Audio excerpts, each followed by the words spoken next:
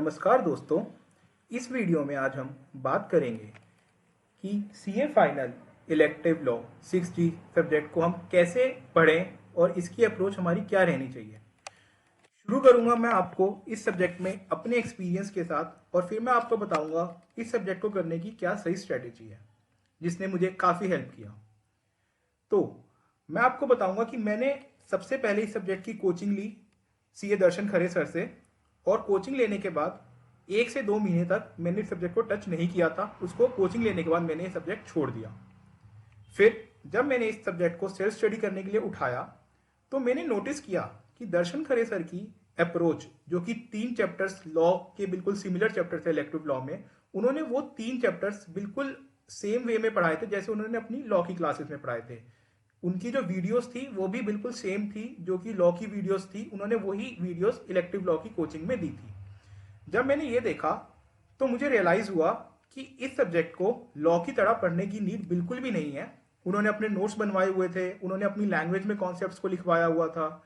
इस चीज की इस सब्जेक्ट में बिल्कुल भी आवश्यकता नहीं है, बिकॉज आपको एग्जाम में सारा कुछ मटेरियल लेकर जाना है और आप आराम से देखकर लिख सकते हैं। तो आपके अपने नोट्स बने होंगे अगर इस सब्जेक्ट में, तो उसकी कोई भी आपको जरूरत नहीं पड़ेगी, ना ही नीड है। इसलिए सिर्फ और सिर्फ एक टाइम वेस्ट है। उसके बावजूद जब मैं उनका मटेरियल रेफर कर रहा था तो मैंने देखा कि उन्होंने काफी टॉपिक्स को स्टडी मैट से थोड़ी अपनी लैंग्वेज में इजी कर लिखा हुआ था, जो कि मैं समझता हूं कि लॉ के पेपर में थोड़ी जरूरत है, बट इलेक्टिव में अगेन इसकी बिल्कुल भी जरूरत नहीं थी। आफ्टर गिविंग 7 to 8 days मैंने रियलाइज किया कि अगर मैंने किसी भी ऑथर की बुक को रेफर किया इलेक्टिव लॉ में तो मेरे को पेपर लिखने में काफी दिक्कत हो सकती है। And then I decided to shift my approach only towards study mat. फिर मैंने स्टडी मैट उठाई, हर चैप्टर को देखा। मैंने अपने कई दोस्तों से बात करी जो कि इलेक्टिव लॉ को काफी सेल्फ स्टडी ही कर रहे थे। तब मुझे पता चला यूट्यूब पर सीए गौरव सर हैं जिन्होंने हर चैप्टर को 1 से 1.25 घंटे में कवर किया हुआ है with giving basic understanding of each chapter. उन्होंने हिंदी में पूरे चैप्टर को कवर किया है और स्टडी मैथ से कवर किया है। मैंने उनकी हर चैप्टर की वीडियो 2 दिन के अंदर देखकर खत्म कर दी। उससे मुझे पूरे सब्जेक्ट की जितने भी चैप्टर्स थे एक बेसिक अंडरस्टैंडिंग हो गई। फिर मैंने 1 हफ्ता लगाकर पूरे स्टडी मैट को गो थ्रू किया, अच्छे से जो भी इंपॉर्टेंट चीजें थी उसको मार्क किया, और फिर मुझे इस सब्जेक्ट में काफी हद तक कॉन्फिडेंस आ गया था कि पेपर कहीं से भी आ जाए, मैं एटलीस्ट मुझे समझ तो है टॉपिक की और मैं लिख सकता हूं देखकर। देन मैंने फिर यूट्यूब पर काफी चीजें सर्च करी, AIRs की वीडियोस भी देखी, तो सबने एक चीज बोली हुई थी कि इस सब्जेक्ट में सबसे मेन है आपका इंडेक्स। इंडेक्स आपके पास होना ही चाहिए अच्छे से अच्छा, ताकि आपको पेपर में कोई भी टॉपिक या आंसर देखने में दिक्कत ना हो। तो हमारे सबसे प्यारे सर सानिध्य सराफ सर ने इंडेक्स, स्टडी मैट का इंडेक्स बनाया हुआ है। आप भी प्लीज उसको रेफर करें।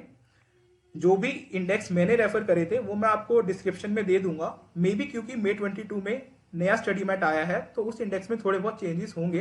तो आप रिस्पेक्टिव टीचर्स के टेलीग्राम ग्रुप में या यूट्यूब पर जाकर, अगर उन्होंने वो अपडेट कर दिया इंडेक्स, तो आप उनके जाकर देख सकते हैं। अब इंडेक्स की भी बात करें तो एक तो स्टडी मैट का इंडेक्स, सेकंड केस स्टडी का इंडेक्स। क्योंकि मैं आपको बताऊं तो मेरे एग्जाम में जो ICI की 40 केस स्टडीज है उसमें से 2 केस स्टडीज तो बिल्कुल आप कह लो ऑलमोस्ट सेम आ गई थी, पर एक case study past year MTP में से आई थी। तो पास्ट पेपर इंडेक्स भी और केस लॉस का भी इंडेक्स मैं आपके साथ इस डिस्क्रिप्शन में शेयर करूंगा, जिसको आप मटेरियल तो आप ऑफकोर्स सारा लेकर ही जाएंगे एग्जाम में। Study mat, past year papers, MTPs, RTPs, वो सब आप लेकर जाने ही वाले हैं पेपर में। बट इन सब का एक इंडेक्स, जो कि आपको अगर खुद से बनाने बैठोगे तो बहुत टाइम लग सकता है, इसलिए वो सबके इंडेक्स मैं आपको डिस्क्रिप्शन में शेयर करूंगा। आप प्लीज उनको रेफर करना और वो काफी हेल्पफुल रहेंगे। तो what is the conclusion for preparing this subject? तो मैं आपको यही कहूंगा कि please don't go for coaching. अगर आप सीए ग्रुप 1 दे रहे हैं तब तो मैं कहूंगा बिल्कुल भी आपको जरूरत नहीं है, क्योंकि आपका कॉन्सेप्ट भी ऑलरेडी बिल्डअप हो चुका है फाइनल लॉ में, एटलीस्ट 3 चैप्टर्स का। तो और बाकी 3 चैप्टर्स जो है वो काफी इजी हैं। अगर आप खुद से भी एक स्टडी कर लेंगे उनकी तो आपको सब कुछ समझ में आ जाएगा। तो आप सिर्फ और सिर्फ कुछ यूट्यूब टीचर्स की हेल्प के साथ इस सब्जेक्ट को खुद से ही प्रिपेयर करें और स्टडी मैट रेफर करें। आपकी हेल्प के लिए जो जो पॉसिबल चीजें आपको इस एग्जाम में चाहिए या अपने साथ लेकर जानी है, वो सबके लिंक्स मैं आपको प्रोवाइड कर रहा हूं इस डिस्क्रिप्शन बॉक्स में। जैसे स्टडी मैट का इंडेक्स, केस लॉस का इंडेक्स, केस स्टडीज का index and past year papers, RTPs, MTPs and उनका इंडेक्स। अगर आपको वीडियो अच्छी लगी है तो लाइक करें एंड शेयर करें अपने फ्रेंड्स के साथ। आपको इस वीडियो से रिलेटेड या इस सब्जेक्ट से रिलेटेड कोई भी डाउट है तो आप कमेंट कर हमसे पूछ सकते हैं। Thank you for your patience. Thanks.